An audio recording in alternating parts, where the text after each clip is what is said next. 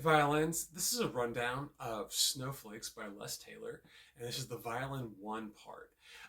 Some really interesting things to take notice of is the fact that you're an A major, which means you have three sharps, but the nice thing is you're really, the only notes you need to be concerned about are going to be C sharp and F sharp for the first violin part. Um, Really big thing in the beginning, you have a multi-measure rest for 8 measures. So everybody else in the orchestra is playing an introduction before the melody begins at measure 9, which is you. The majority of your notes take place on the A string. There's a few E string notes. I prefer playing some closed E on the A string. That's me. You might find it easier to actually play open E at some spots, and that's fine for right now. The main thing with this piece is concentration. It is a slow piece. It has a lot of long rhythms. And so it's deceivingly simple because you look at the rhythms and you go, oh, I can play that easily. But can you keep your concentration going for the amount of time that's necessary to play this piece? That's the real question. And that's the real challenge for you. So I'm going to go ahead and get my metronome set to 72 beats per minute, and I find it helpful to actually have my metronome click set to 3/4 time, just like this music is in 3/4. That way I get a big click on beat 1. That helps keep me in track of where beat 1 is and where beat 2 and 3 are as well. So here's the metronome,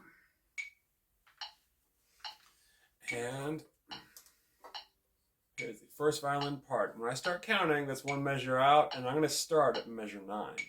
So, one, one, 1, 2, 3.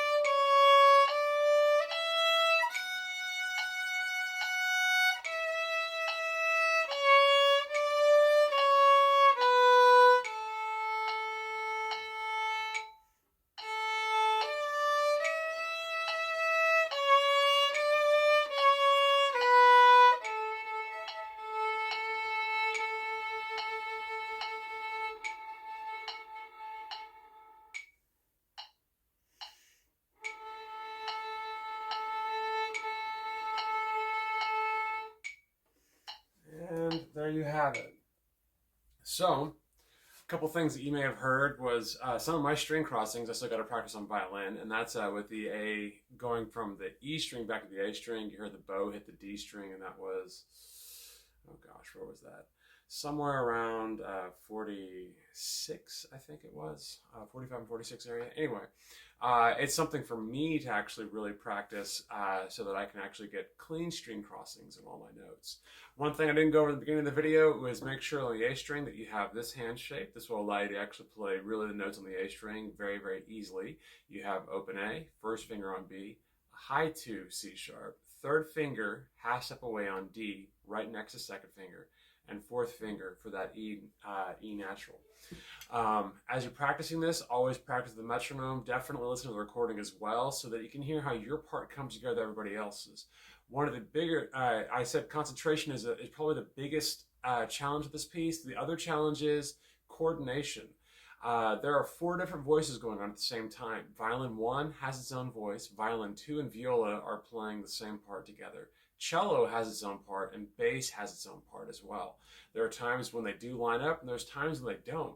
So it's really important that you play your rhythms and your notes at the precise time the music tells you to play. As always, happy practicing and good luck.